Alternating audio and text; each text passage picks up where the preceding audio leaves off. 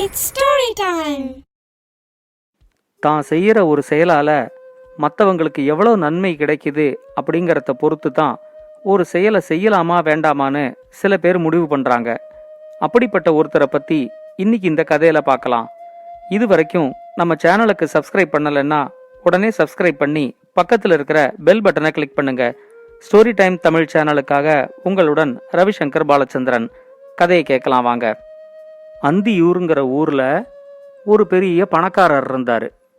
அவரு பேரு திருவேங்கடம். அவர்கிட்ட நிறைய பணம் இருந்தாலும் யாருக்கும் ₹1 கொடுக்கறத கூட அவரு விரும்ப மாட்டாரு.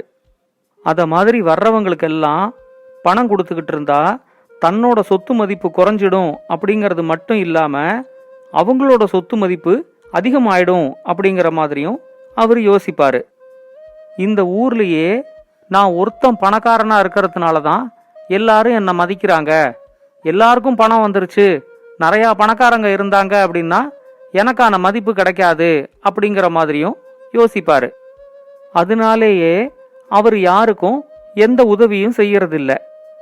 அந்த ஊருக்கு ஒரு தடவை ஒரு பெரிய யோகி வந்திருக்கிறதா ஊர்ல இருக்கிற மக்கள் எல்லாரும் பேசிக்கிட்டாங்க. எல்லாரும் கூட்டம் கூட்டமா அந்த யோகிய போய் பார்த்து அவர்கிட்டேந்து ஆசி வாங்கிட்டு வர ஆரம்பிச்சாங்க. இந்த பணக்காரர் திருவேங்கடத்துக்கு தானும் அந்த யோகிய போய் பார்த்து அவர்கிட்டேந்து ஆசி வாங்கிட்டு வரலாம் அப்படின்னு தோணுச்சு. அந்த யோகிய பார்க்கறதுக்கு இவரு போகும்போது அங்க ஏற்கனவே ஒரு 15-20 பேர் காத்துக்கிட்டு இருந்தாங்க. அவங்க எல்லாருமே கையில பூ, பழம், காணிக்க இத மாதிரி ஏதாவது ஒன்ன எடுத்துக்கிட்டு வந்திருந்தாங்க அந்த யோகிய பார்க்கறதுக்கு. ஆனா திருவேங்கடம் மட்டும்தான் எதையும் எடுத்துக்கிட்டு போகாம வெறுங்கைய வீசிக்கிட்டு அங்க போய் நின்னாரு. அங்க எல்லாரும் திருவேங்கடத்தை பார்த்த பார்வையிலேயே அவங்க எல்லாம் என்ன நினைக்கிறாங்க அப்படிங்கறத அவரு புரிஞ்சுக்கிட்டாரு. அவர்கிட்ட இருக்கிற பணத்தினால மற்றவங்களுக்கு உதவி செய்யலைன்னாலும் ஒரு யோகிய பார்க்க வரும்போதாவது ஒரு பூவோ பழமோ வாங்கிட்டு வந்திருக்க கூடாதா, சரியான கஞ்சப்பைய அப்படிங்கிற மாதிரி அவங்க எல்லாரும் நினைக்கிறாங்க அப்படின்னு இவரா புரிஞ்சுக்கிட்டாரு. இவரோட முறை வரும்போது அந்த யோகிய விழுந்து வணங்கி அவர்கிட்ட இந்த ஊர்ல இருக்கிற எல்லாரும் என்ன நல்லா மதிக்கிற மாதிரி, ஆனா என்கிட்ட இருக்கிற பணமே செலவாகாத மாதிரி நான் ஏதாவது செய்ய விரும்புறேன், அதுக்கு ஏதாவது எனக்கு அறிவுரை சொல்லுங்க அப்படின்னு கேட்டாரு. அந்த யோகி திருவேங்கடத்தை ஏற இறங்க நிதானமா ஒரு தடவை பார்த்தாரு.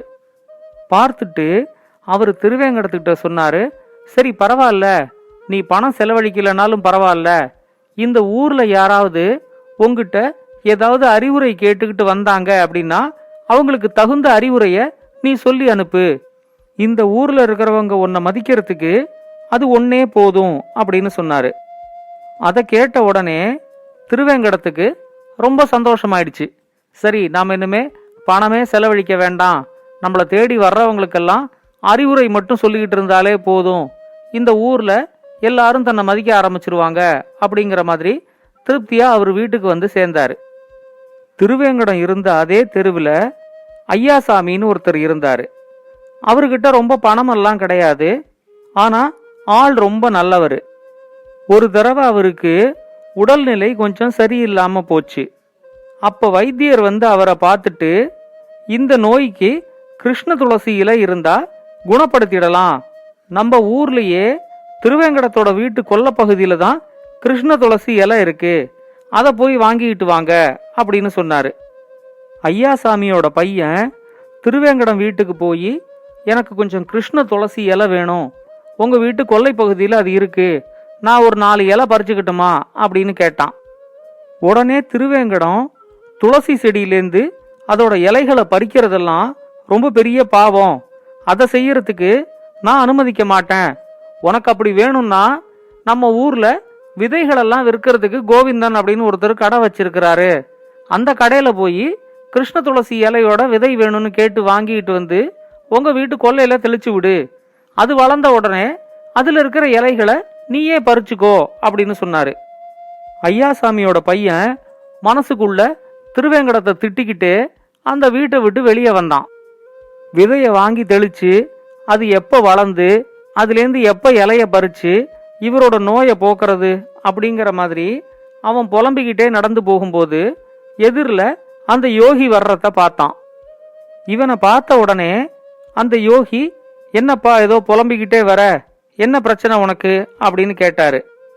துளசி இலை கேட்டு திருவேங்கடத்தோட வீட்டுக்கு போனதை பத்தியும், ஆனா திருவேங்கடம் விதைகளை வாங்கி தெளிச்சு நீயே துளசி செடி வளர்த்து அதுலேருந்து இலைகளை பறிச்சுக்கோ அப்படின்னு சொன்னதை பத்தியும் யோகி கிட்ட சொன்னான். உடனே அந்த யோகி சொன்னாரு, ஆமாம்பா, திருவேங்கடம் சொல்ற மாதிரியே நீ இன்னைக்கு விதைகளை வாங்கி ராத்திரிக்குள்ள தெளிச்சிட்டு படுத்துரு அப்படின்னு சொன்னாரு. திருவேங்கடம் சொன்னதையே யோகியும் சொன்னதை கேட்ட உடனே ஐயாசாமியோட பையனுக்கு அவரு சொன்னதுல கொஞ்சம் நம்பிக்கை வந்துருச்சு. உடனே கடைக்கு போய் கிருஷ்ண துளசி செடியோட விதைகளை வாங்கிக்கிட்டு வந்து அன்னைக்கு சாயங்காலம் அவனோட வீட்டு கொல்ல பகுதியில தூவினான். அடுத்த நாள் காலையில எழுந்திருச்சு பார்க்கும்போது அவனுக்கு ஒரு பெரிய ஆச்சரியம் காத்துக்கிட்டு இருந்துச்சு. நாள் சாயங்காலம் தான் தூவின விதைகள் எல்லாம் அழகா கிருஷ்ண துளசி செடியா மாறி இருக்கிறத அவன் கவனிச்சான். தேவையான அளவுக்கு அதுலேருந்து இலைகளை பறிச்சு வைத்தியர்கிட்ட கொடுத்த உடனே வைத்தியரும் அதை வச்சு மருந்து தயாரிச்சு ஐயாசாமிக்கு கொடுத்தாரு. ஒரே நாள்ல ஐயாசாமியோட நோய் நல்லா குணமாயிடுச்சு. ஐயாசாமிக்கு தன்னோட நோய் குணமானதுக்கு காரணம் அந்த யோகி சொன்ன அறிவுரை தான் அப்படிங்கிற மாதிரி ஒரு நம்பிக்கை இருந்துச்சு. தன்னோட நன்றியை சொல்றதுக்காக அந்த யோகிய போய் ஐயாசாமி பார்த்தாரு. அந்த யோகி ஐயாசாமி கிட்ட சொன்னாரு, திருவேங்கடம் சொன்ன அறிவுரைனாலதான் உன்னோட நோய் குணமாயிருக்கு. அதனால நீ நேர திருவேங்கடத்தை போய் பார்த்து திருவேங்கடத்துக்கு நன்றி சொல்லிட்டு நீ வாழ்க்கையில நிறைய பணம் சம்பாதிச்சு முன்னுக்கு வர்றதுக்கும் ஏதாவது அறிவுரையை கேட்டுக்கிட்டு வா அப்படின்னு சொன்னாரு. யோகி சொன்ன மாதிரியே ஐயாசாமி திருவேங்கடத்தை போய் பார்த்தாரு. அவர்கிட்ட தன்னோட நோய் குணமானதுக்காக நன்றி சொல்லிட்டு தான் வாழ்க்கையில நிறைய பணம் சம்பாதிச்சு நல்லா முன்னுக்கு வர்றதுக்கு தனக்கு ஏதாவது ஒரு அறிவுரை சொல்ல சொல்லி திருவேங்கடத்திட்ட கேட்டாரு.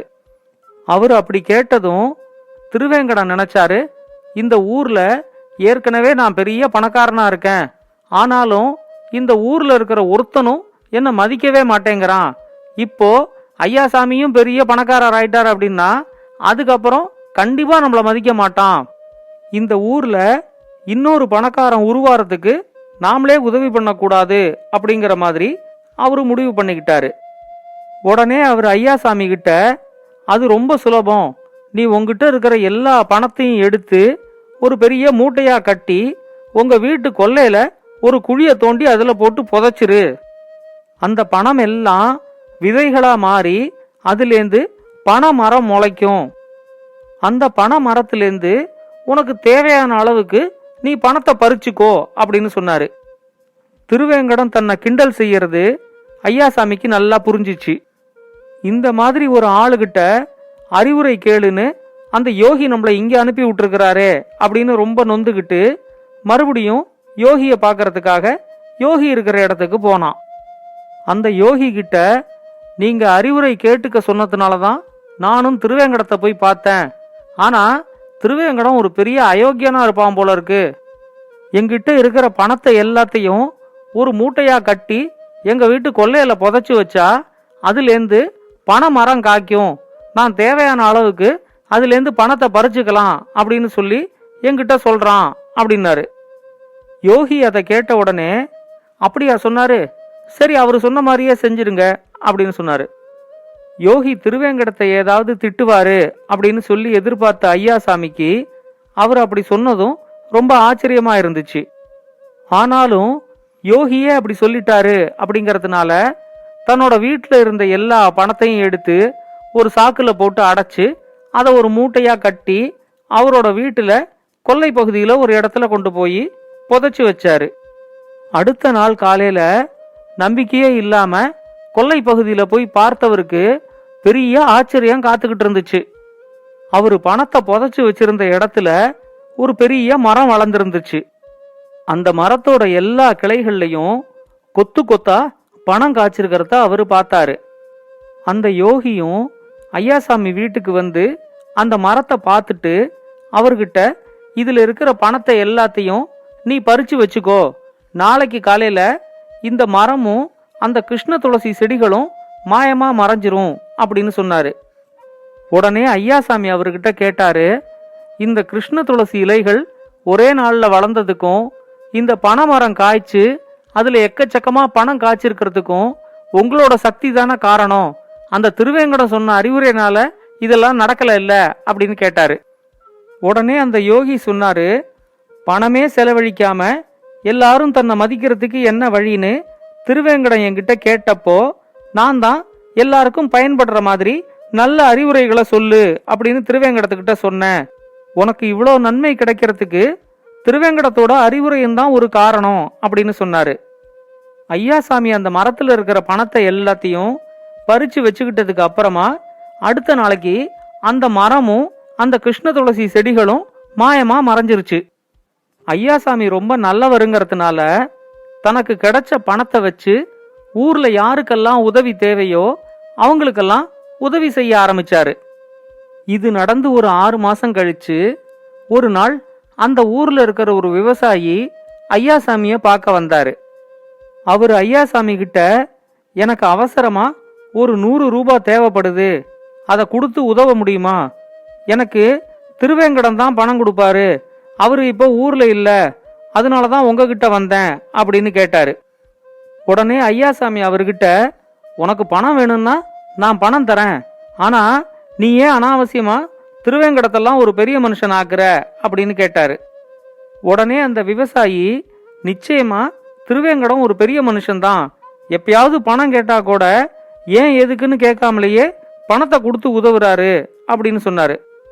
அந்த விவசாயிக்கு பணத்தை கொடுத்து அனுப்புனதுக்கு அப்புறமும் ஐயாசாமி இத பத்தியே யோசிச்சுக்கிட்டு இருந்தாரு.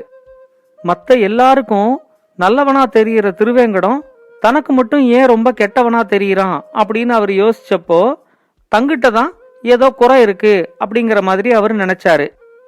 அந்த யோகி கூட இதையே தானே சொன்னாரு, திருவேங்கடத்தோட அறிவுரையால தான் உனக்கு எல்லாம் கிடைச்சிச்சு அப்படின்னு சொன்னாரு, நான் தான் அவரை தப்பா நினைச்சுக்கிட்டு இருந்திருக்கிறேன் அப்படின்னு ஐயாசாமி யோசிச்சாரு.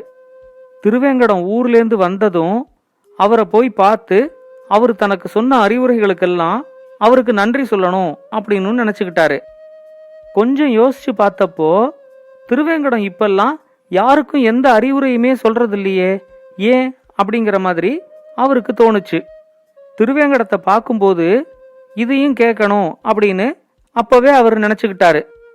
ஊர்லேருந்து திருவேங்கடம் வந்த உடனே ஐயாசாமி அவரை போய் பார்த்து அவருக்கு ரொம்ப நன்றி சொல்லி இத்தனை நாள் திருவேங்கடத்தை பத்தி தான் தப்பா நினைச்சுக்கிட்டு இருந்ததுக்கும் மன்னிப்பு கேட்டுக்கிட்டாரு.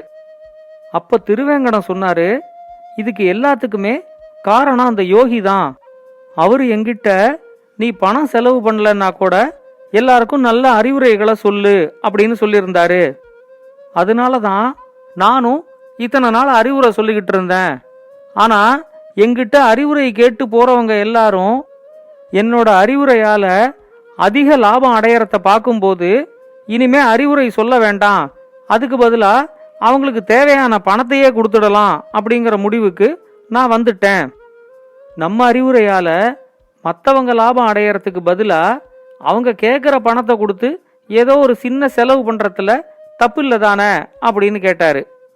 அதை கேட்ட உடனே எவ்வளோ யோகி வந்தாலும் திருவேங்கடத்தை திருத்த முடியாது அப்படின்னு நினைச்சுக்கிட்டு ஐயாசாமி அவர்கிட்ட விடை பெற்றுக்கிட்டு வீட்டுக்கு வந்து சேர்ந்தாரு. இந்த கதையை பத்தின உங்களோட கருத்துக்களை பின்னூட்டத்துல கமெண்ட்ஸா பதிவு பண்ணுங்க. இது மாதிரி இன்னும் பல நல்ல கதைகளை கேட்க ஸ்டோரி டைம் தமிழ் சேனலோட தொடர்புல இருங்க. நன்றி, வணக்கம். இந்த கதை உங்களுக்கு பிடிச்சிருந்தா லைக் பண்ணுங்க, கமெண்ட் பண்ணுங்க, ஷேர் பண்ணுங்க. மறக்காம ஸ்டோரி டைம் தமிழ் சேனலை சப்ஸ்கிரைப் பண்ணுங்க. அப்படியே பக்கத்துல இருக்க அந்த பெல் ஐகானை கிளிக் பண்ணுங்க.